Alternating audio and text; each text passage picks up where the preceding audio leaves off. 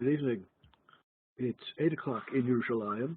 This is WebYeshiva.org, and it's time to begin our regular shiur, a regular class in Halacha.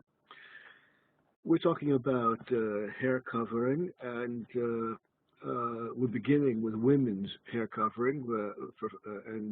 What we saw last time was a series of classical sources insisting absolutely that married women cover their hair. We saw sources in the Gemara and what the great Rishonim wrote, and it seems pretty straightforward based on what we saw last week, that a woman who does not cover her hair, a married woman who does not cover her hair, is guilty of violating a verse in the Torah. We saw all these sources last week, and then at the end of last week's shiur, we began to look at this tshuva of Rav Masas. See if I can get it onto the screen the first try. Here we go. We began to look at this. We're going to pick up with what we were looking at last time, because Rav Masas, we introduced him last time. No need to introduce him again. He wrote this tshuva. I'm going to flash through the first 2 or 3 lines because we already looked at the first 2 or 3 lines, and then we'll get into new stuff. You have to know, he wrote, that the foundation of the prohibition of uncovering married woman's hair, the prohibition to uncover, is all because of minhag. It all has to do with a practice which the Jewish women do, but it's not a Torah law, it's not a rabbinic law, it's a matter of minhag. That's what the people do. It's a matter of minhag which, since antiquity, the married women have been covering their heads. And therefore, a married woman who uncovers her hair was considered in those days to be immodest. After all, what is modest and what is immodest depends largely on social standards, and anyone, man or woman, anyone who flouts social standards, anyone who flies in the face of social standards is probably going to be guilty of immodesty. After all, the foundation of what makes a behavior modest or immodest has to do with whether or not that form of behavior focuses people's attention on you. If you behave in a way that you focus everyone's attention on you, doesn't matter whether we're talking about a man or a woman, but acting in a way that you focus people's attention upon yourself, that is what immodesty is all about. And what does and what does not focus people's attention on you and attracts attention has largely to do with social standards.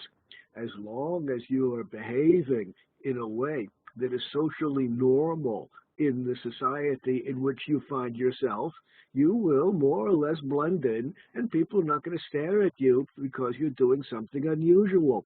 Back in those days, and Rav Masas wrote this back in the 1950s, back in antiquity, back in the Middle Ages, back in the good old days, when all the married women covered their hair, appearing in public with uncovered hair, well, that was a deviation from minhag.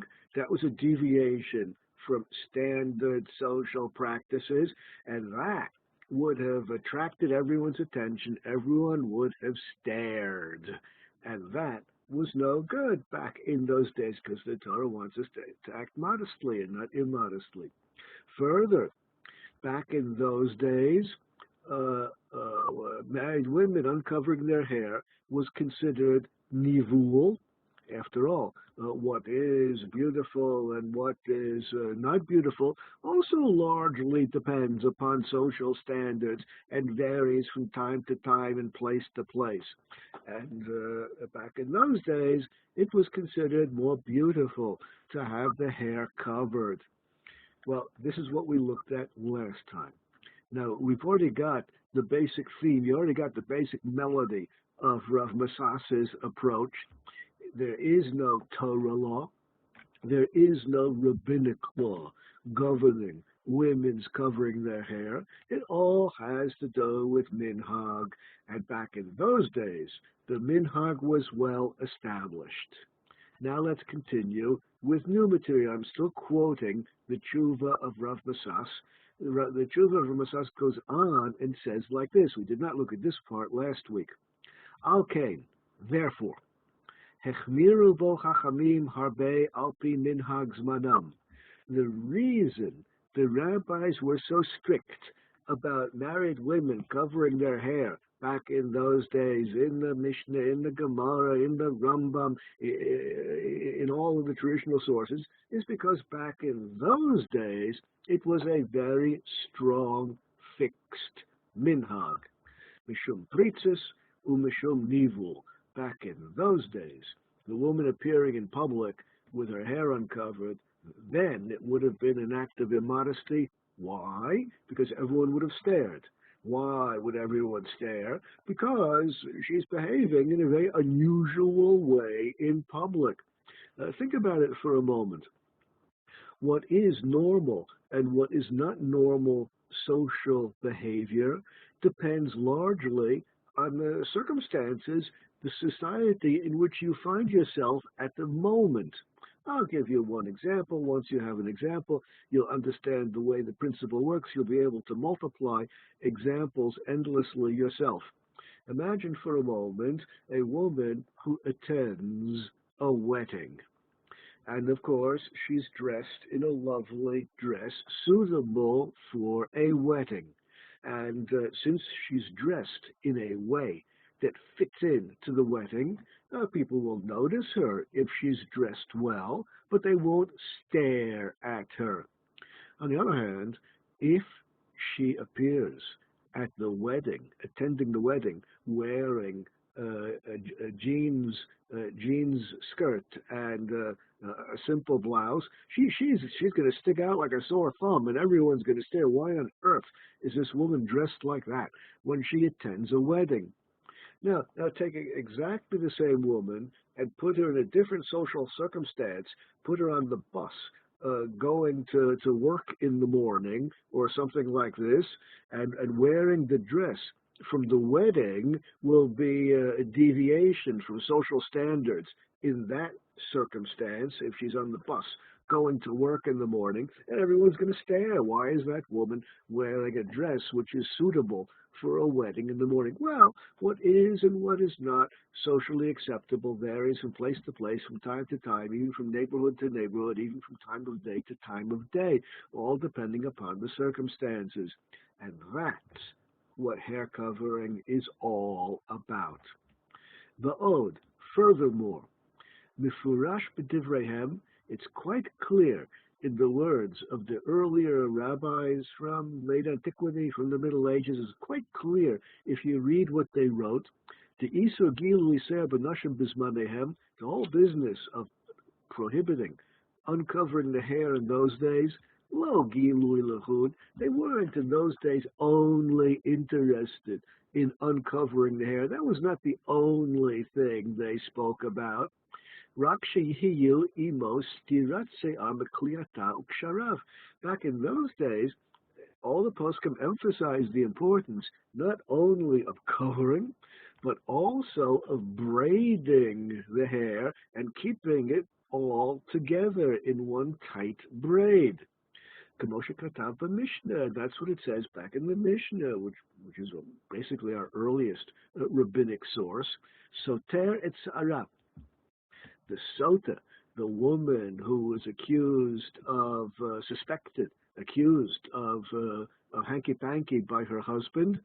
We spoke about this last week. What it says is their hair has to be unbraided. So the married women in those days not only had covered hair, but braided hair as well. Well, even as recently as the 17th century, when the Magen Avram wrote his great commentary on the Shulchan Aruch.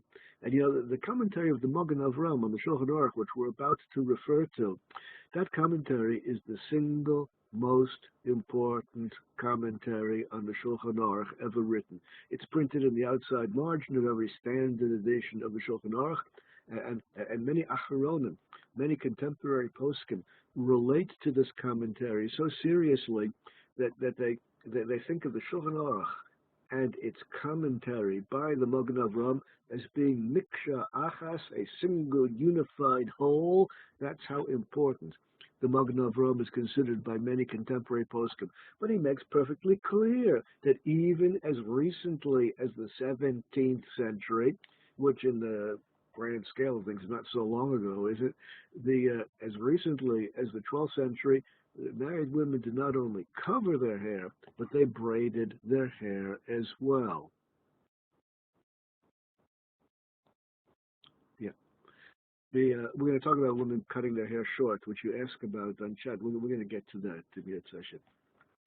Now, Masha Katav Maran Bevin Ezer, what we find in the Shulchan Aruch, and last week we quoted the Shulchan Aruch, where it says in the Shulchan Aruch, Lo Telechna Benos Yisrael Pruas Rosh, when it says in the Shulchan Aruch, and we saw this last week, that women should not walk with uncovered head or with their hair out of the braids, unbraided hair in the shuk, in the marketplace, in public. What the Shulchan Aruch meant when it said that was back in those days when the Shulchan Aruch was written, even girls, unmarried girls, even little girls, would of course have braided hair when they appeared in public. Their hair would not be open, it would be braided. So even if we're talking about little girls who did not cover their head, they weren't married yet, of course they braided their hair in those days. Well, in those days, a girl, even a little girl, appearing in public with her hair open, unbraided, that would have been quite an unusual way of appearing in public. And of course, everyone would have stared. That would have been immodest in those days. Okay, so our author, the Rav Masas, originally from Morocco, became the chief rabbi of Haifa. Rav Masas emphasizes that covering the hair is part of a whole spectrum of activities which are immodest if they violate social standards.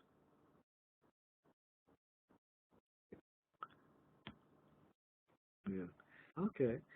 It slips my mind that the pilgrims coming to America also.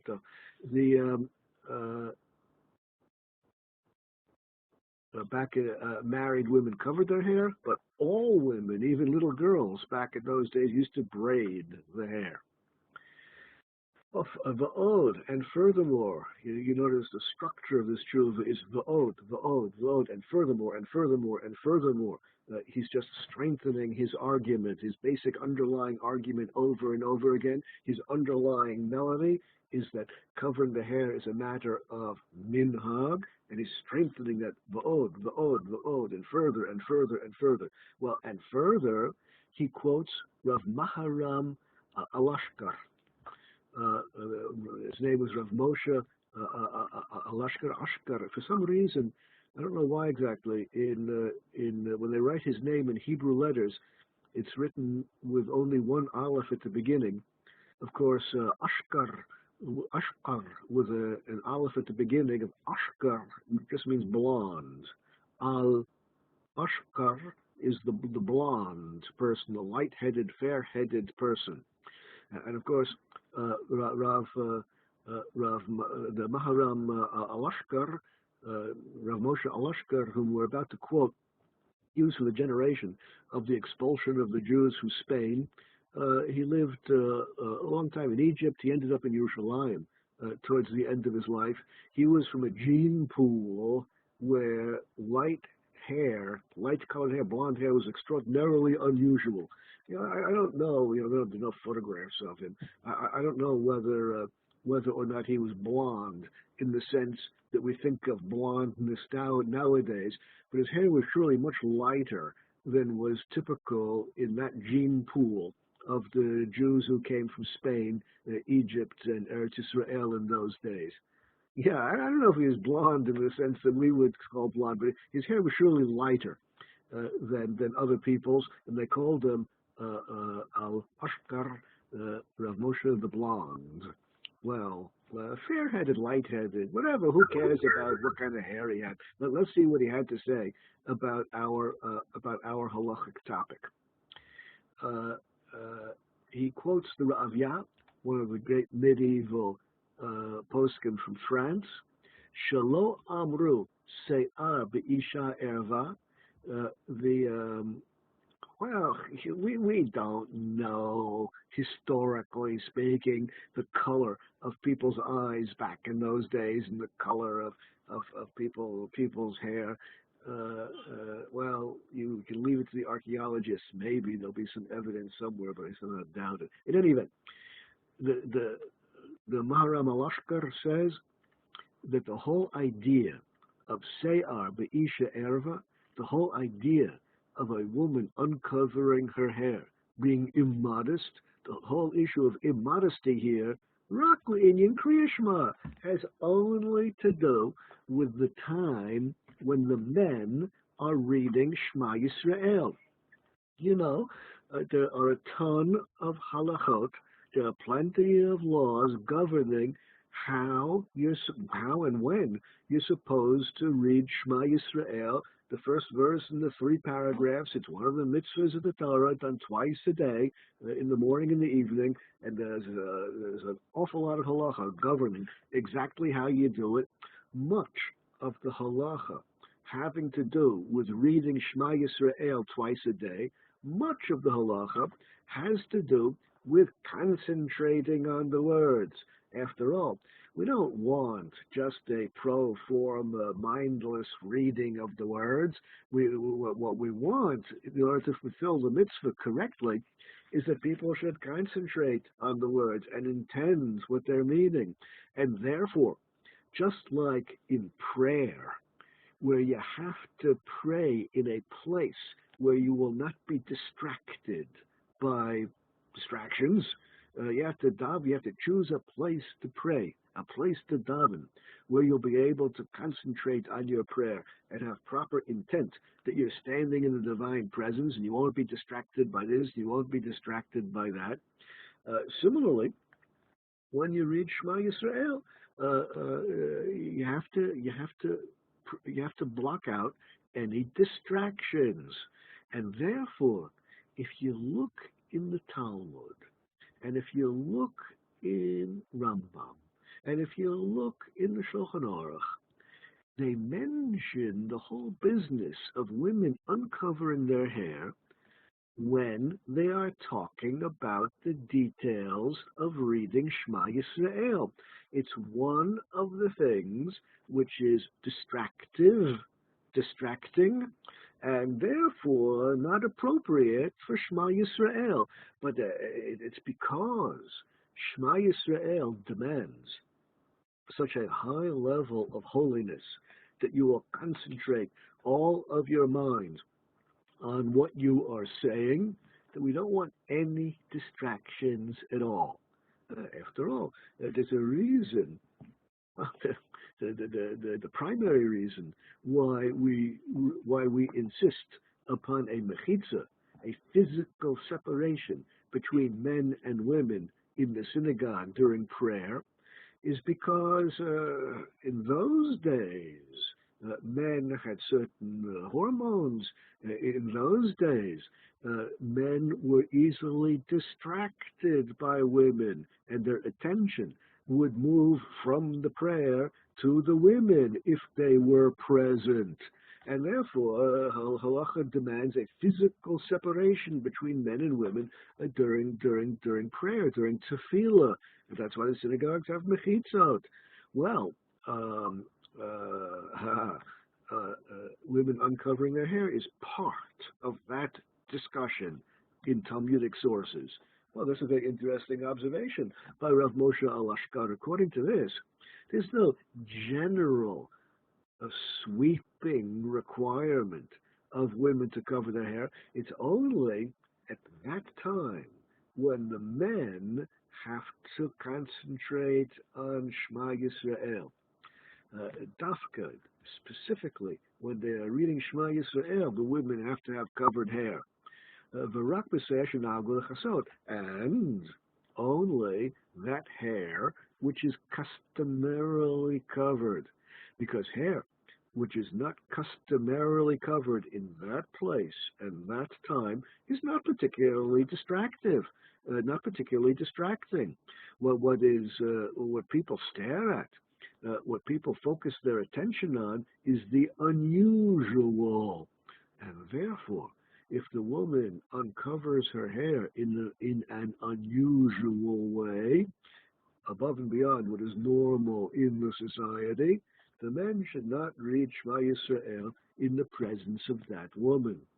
Aval betulot, but unmarried girls, harigilot begilui se'ar, who normally don't cover their hair at all, we don't care if their hair is uncovered. Men can read Shema Yisrael in the presence of unmarried women, unmarried girls. You remember back in those days, unmarried meant under the age of 12 or 13, right? Unmarried women, that meant under the age of 12 or 13 back in those days. Back in those days, unmarried women with unmarried girls with uncovered hair was perfectly normal, and therefore people do not focus their attention on that. Gam nisuot, and even married women,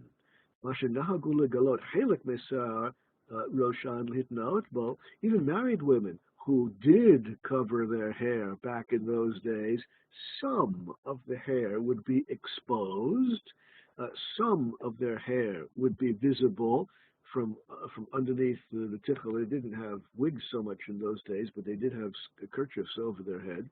But some of their hair they would expose lihitna odbo, because the women wanted to look good, and they were proud of the way they looked, justifiably so, and that was a part of looking good in public. They would expose some of their hair.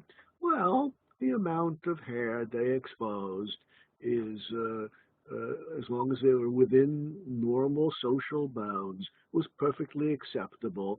Ein bo shum isur. The rabbis never had a problem with that.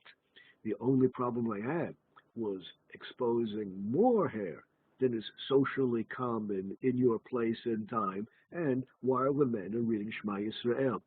What about spinsters? Well, there were vanishingly few in those days.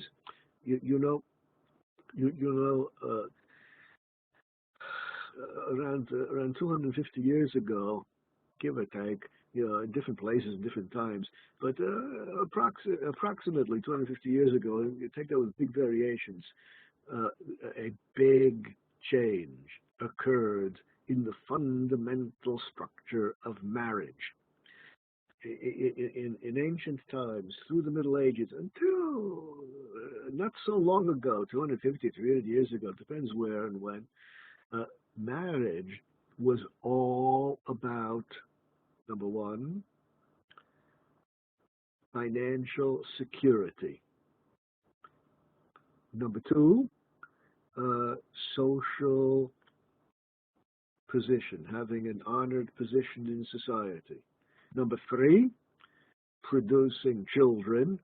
They didn't have Social Security. They didn't have Bituach Le'umi back in those days. You needed someone to take care of you when you got older, and having children was terribly important. So there'd be someone to take care of you when you got older, and you could no longer take care of yourself. Those were the three foundations of marriage from antiquity until around 250, 300 years ago. Social status, financial security, and children.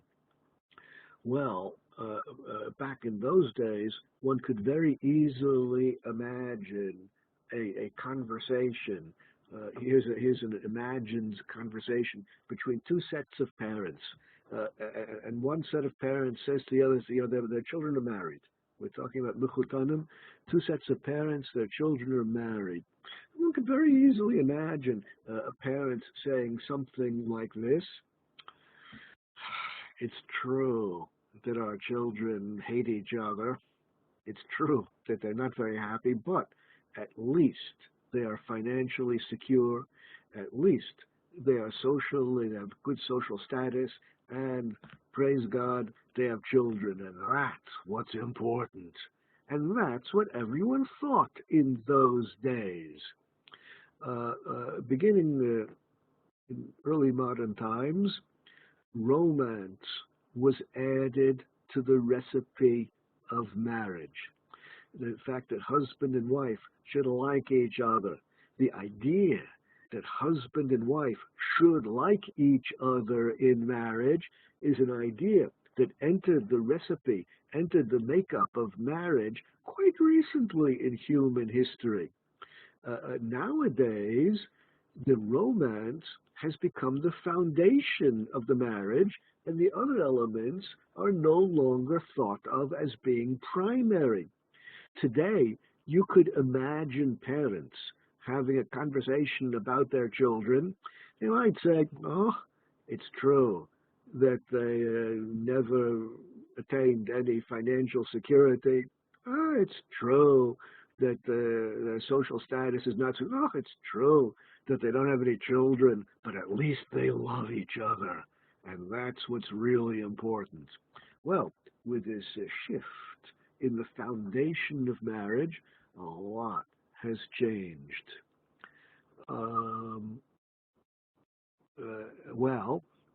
You refer to the song in Fiddler on the Roof. The whole story of Fiddler on the Roof, beginning to end, the whole story is rooted on the generational change, where the older generation had the older idea of what marriage is all about. The younger generation had the new romantic idea of what marriage is all about, and that's a generation gap, and that's what the story of Fiddler in the Roof is all about. Different expectations, different concepts about what marriage is. Back in the old days, as you remember from Fiddler on the Roof, given the old ideas of marriage, it made perfect sense that, of course, the parents arranged the marriage for the children, and they made sure their children would be married in a way that gave financial security and social status and every likelihood of producing children. And that's what the parents arranged, and that's what everyone in society expected. But if the younger generation has the new concept, the modern concept of marriage, demanding romance, that's a generation gap which is very difficult to deal with. And of course, the exact point in history where that generation gap occurred, where the younger generation wanted the new model of marriage, and the older generation wanted the older model of marriage, an exact historical point in time where that happened varies greatly from time to time. After all, there are many places in the world today where society is just now creeping out of the Middle Ages. Society is just now becoming modern, and this generation gap then occurs in various places and times, even today. So, in any event, the ode, and furthermore, and furthermore, and furthermore, our author is bringing evidence that the whole issue of women covering their head, beginning to end, is a matter of minhag, which varies from place to place and time to time. Heireti ladat, you now know, our author writes, Rav Masas writes, hadavar taloi b'minhag, the whole business of covering heads is a matter of social practice, not a Torah law, not a rabbinic law, rather something which varies with social standards. Imke, therefore, Bisman hazeh, nowadays, and he wrote this back in the 1950s, not so long ago, therefore nowadays, Shakol Neshei Ha'olam Bitlu Minhag HaKodem, nowadays, since all of the women have abandoned the old social standards, nowadays, since all, that doesn't mean 100%, he means, in general, since nowadays, in general, women have abandoned the old social standards, what was considered socially proper then is no longer of interest to modern women. Chazru leminhag hapashut legalot et saran et roshan. Therefore, today, many Jewish women, married women, uncover their hair. Married Jewish women are largely uncovering their hair. Nowadays, this is not at all any failure of modesty. Nowadays, a married woman who has uncovered hair has nothing immodest about it nowadays because social standards have changed. Lo pritzus, the woman, married woman who today uncovers her hair is not guilty of immodesty. Chalila, heaven forbid. What is required varies according to social standards. He concludes his tshuva. This is the end of Rav Musas's tshuva. I'm quoting it at length because it's so important. Kol shekain, all the more so. She'ein lem bazeh shum nivul. Back in those days, it was women thought it more beautiful to appear with a kerchief. Nowadays, ideas of beauty have changed, and nowadays women think it's nicer to appear with their hair uncovered. Nafochu. Now the social standards are just the opposite of what they used to be. Kizehu hodanu tifartan. Nowadays, women having their hair exposed in public is an important element of their beauty, and the women spend a lot of time and money to make sure that their hair looks good. Kisui harosh nechshav be'einei nashei hazman chesron das. Nowadays, women covering their hair with a kerchief, nowadays it strikes women as being senseless. Choser nikayon. Nowadays, women covering their head with a kerchief seems to be the opposite of hygienic, the opposite of nice. Tikkun v'seder, it's just not considered good anymore. Well, you remember, last week I quoted I referred to a non-Jewish author who wrote a story about life in the villages in Morocco, indicating that even in the traditional villages in Morocco, in general, even the non-Jewish women were uncovering their hair. Well, Rav Musas, who came to Israel from the traditional villages in Morocco, has the idea that, well, it's okay. It was okay in Morocco for the married women to uncover their hair because that was the social standard. And in Haifa, in the 1920s, in the 1950s, where he was the chief rabbi, that's the social standard, and all is well. Since social standards have changed, lachein, therefore, paka isura migilui rosh b'zman hazeh. Since social standards have changed, the prohibition of married women uncovering their hair has evaporated, has vanished, and no longer applies. I've already written you a previous letter on this. This is a tshuva which he wrote.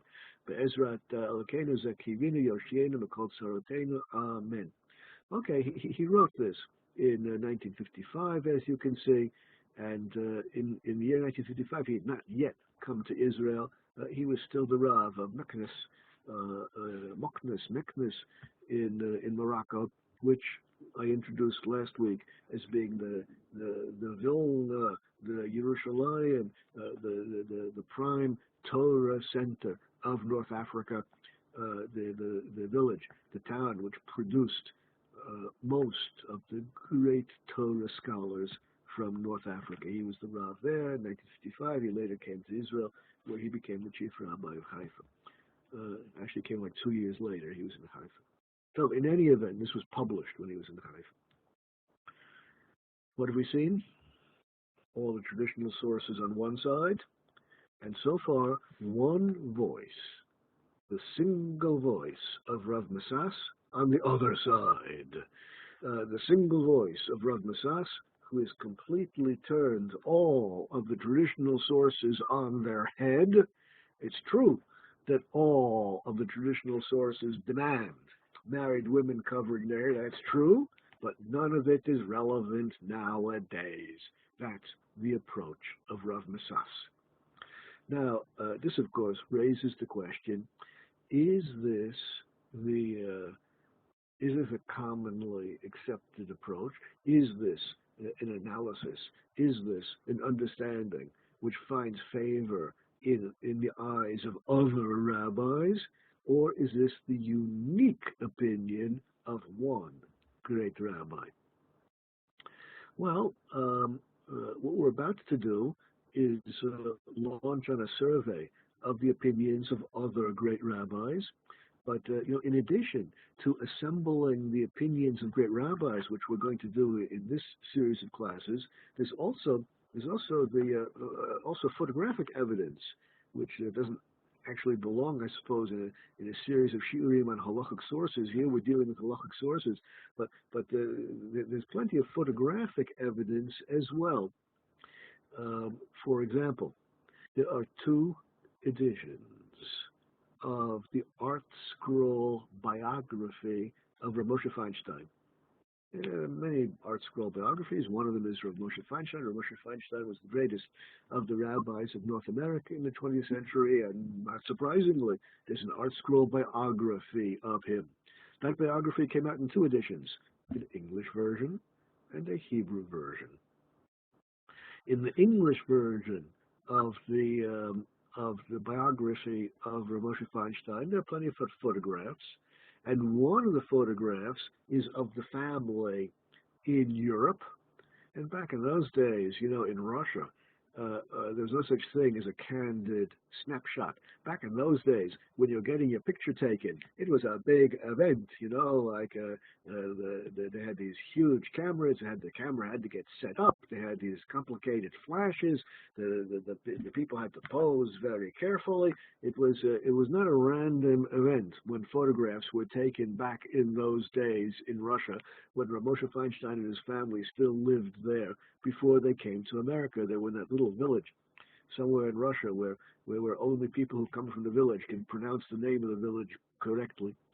There's a photograph of the family, which is in the English version of the biography, which shows clearly that Mrs. Feinstein, the Rebbitzin, did not cover her hair. That photograph was deleted from the Hebrew version of the biography. But those who are interested can collect photographic evidence of married women who did or did not cover their hair in different places and times, if we're talking about more recent periods where photography already existed. Now, in any event, we're not going to collect photographic evidence. We're going to look at the sources in the rabbinic writings. We're going to look at the halachic sources here. Let's turn to the Aruch HaShulchan. The Aruch HaShulchan was written by Rabbi Yechiel Michal Epstein. You tell someone in the yeshiva world that you know the opinion of Rav Epstein, no one will know who you're talking about. His name is not well known. He's always called by the name of his sefer. The sefer is very famous. He's the Aruch HaShulchan. He was the Rav of Navardik back in the early years of the 20th century, and this book, the Aruch HaShulchan, follows the order of the Shulchan Aruch point by point. But what he did was he took the Shulchan Aruch and he reversed the whole concept of organization in the Shulchan Aruch. The Shulchan Aruch, as you know, just gives you the bottom line conclusions, what's permitted, what's prohibited, based on all of the rabbinic sources. You don't get all of the rabbinic sources. You don't get all the analysis in the Shulchan Aruch. The Shulchan Aruch just gives you the bottom line conclusions. In the Aruch HaShulchan, he reversed the words Shulchan Aruch, Aruch HaShulchan. He reversed the words and he reversed the whole method of presentation in the Shulchan Aruch. In the Aruch HaShulchan, he gives a presentation of the sources and all the ideas underlying each halacha, and just follows point by point in the same order as the Shulchan Aruch. Well, he of course begins by quoting the Shulchan Aruch. Katvu Rabbeinu Balei Shulchan Aruch. What it says in the Shulchan Aruch is Se'ar shel isha shedarka lechasoto, any hair which is customarily covered in a woman, any woman's hair which is customarily covered, asur lekrot kenegdo, you're not allowed to read Shema Yisrael in the presence of women's hair if we're talking about hair which is customarily covered. Afilu ishto, even if it's your own wife, even if you're alone in your house with your own wife, and you want to do the mitzvah of Kriyat Shema, you have to focus on the mitzvah of Kriyat Shema. Your own wife should cover her hair if she's present.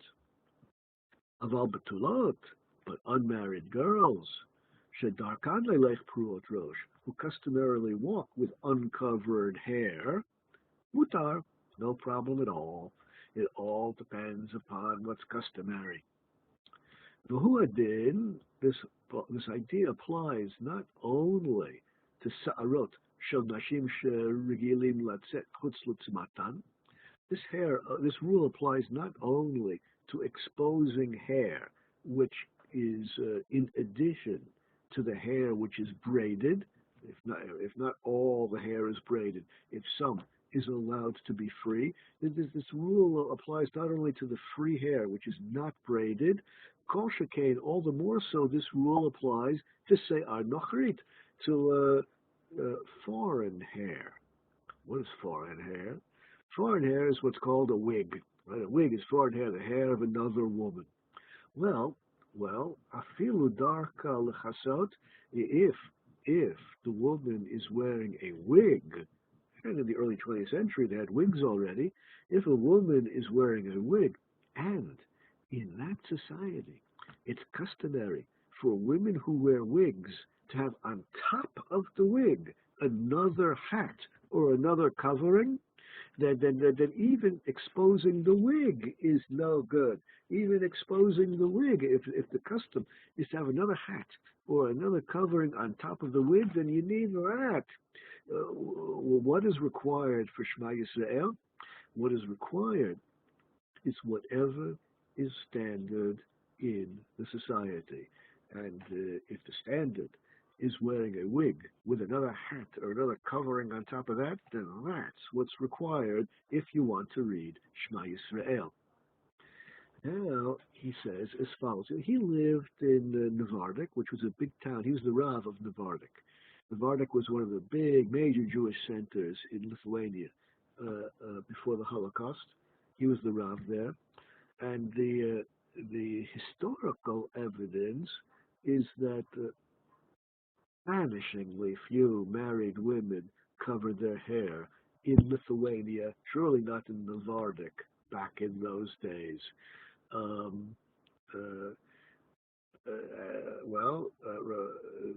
Mrs. Feinstein, the Rebbetzin Feinstein, was in a town not very far away from Navardik, and in a village not very far away from Navardik, and as I indicated before, there's photographic evidence that she did not cover her hair. Very few women, married women, and we're talking over here about Torah-observant women, very few Torah-observant women used to cover their hair in Lithuania, in Navardik, back in those days. And now, our author, the Aruch HaShulchan, says, Ata, now, Bo'u, come now. Our author writes, the Aruch HaShulchan writes, come now. Nitzavach, let us cry out, al pirtzis dorenu, let us cry out against the immodesty in our generation, the avonotenu harabim, amongst the many sins that we have in our generation, is an outbreak of immodesty. Shezeh shanim rabot, for many years now, nifretzu benot Yisrael, For many years now, the Jewish women have broken the standards of modesty, the avon zeh, through this sin. Holchot b'gilui rosh. Now, among the many sins of the current generation, and for many years now, our women have been walking around, married women have been walking around with uncovered hair. The history of wigs, 18th century, what was fashionable was not fashionable, varies from place to place and time to time. Like read Pinocchio, not the Disney version, the brilliant, the Collodi, the brilliant original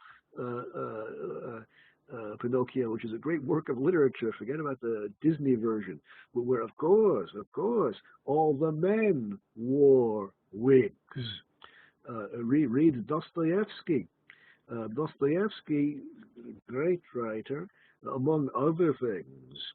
I now mentioned the tiniest detail of Dostoevsky. Dostoevsky's greatness is beyond far beyond anything I'm going to talk about today. But Dostoevsky, among other things, describes in beautiful detail every character in his book. He devotes pages to describing perfectly every character that he writes about. Dostoevsky was a brilliant writer, and every single woman mentioned in Dostoevsky's writing gets a careful, exquisitely precise description of her wig, her hair covering. Of what is and what is not fashionable, that's a terribly important issue. If you're interested in pursuing the matter, go to any good art library. Any good art library will have a few shelves of books on the history of costume, and you can spend a few years studying the history of costume in general, wigs in specific. But that's not for our shiur here. In any event, the Aruch HaShulchan makes two things quite clear. Thing number one, in Lithuania in his days, in the early 20th century, it was more or less standard practice that women were walking around with uncovered heads, with uncovered hair. Married women were walking around with uncovered hair. That was pretty standard. That's one thing he makes clear. The second thing he makes clear is how unhappy he is with that. That is among our great sins. Come now, he says. Let us protest loudly. Let us scream against this.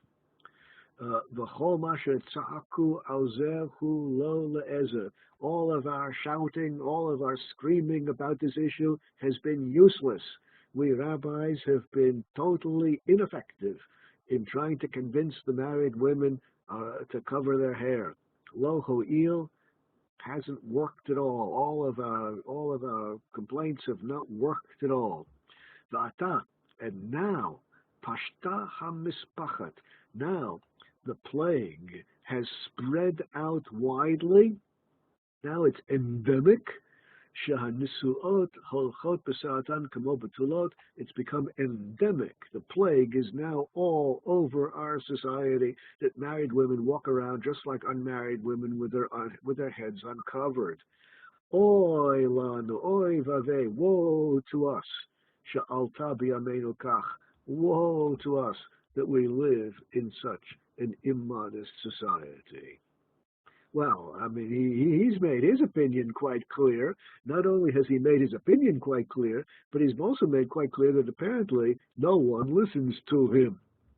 Mihu, however, since no one listens to me, and since no one has listened to the rabbis over the last few generations who have been pleading with the married women to cover their hair, since it's become a common practice, since it is endemic, a widespread plague, that married women are walking around with uncovered heads, since that's the fact out there in our immodest, sinful society, since that's the fact on the ground, Al kol panim, in any event, Medina As far as the halacha is concerned, nireh, it would seem, shemutar lanu litpalel levarech neged rashehin hamegulot. It would seem that we men are permitted to read Shema Yisrael, to pronounce blessings, to daven in the presence of married women with their heads uncovered, even though all of the traditional sources prohibit reading Shema, even though all the traditional sources prohibit prayer in the presence of married women who have their heads uncovered. Now it's become so common. Everyone is so used to it. It's no longer distracting like it was in earlier generations. And therefore, you just grin and bear it. We just have to live with it. It's okay. Kevan, she'ata ruban holchot kach, since the majority of women, and it was the overwhelming majority of women in Lithuania in those days, are walking around with heads uncovered,